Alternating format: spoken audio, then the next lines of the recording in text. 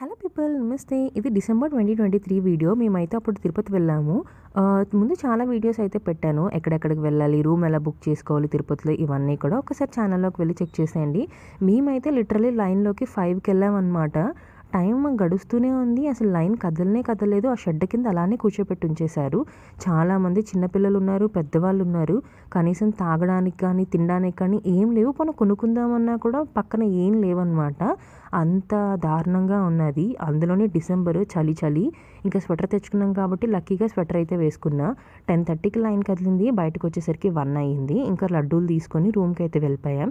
Morning 6 o'clockకి మా Vande Bharat train అనమాట విజయవాడ వెళ్ళడానికి. సో 4 o'clockకి బస్సు అయితే ఎక్కేసాం, ఎలక్ట్రికల్ బస్సు.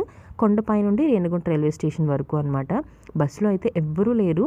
మమ్మీ, నేను, అన్నయ్య, డ్రైవర్, కండక్టర్ అండ్ ఇంకొక ప్యాసింజర్, అంతే. ఇంకా స్టేషన్కి అయితే వచ్చేసాము. అండ్ మన ట్రైన్ కూడా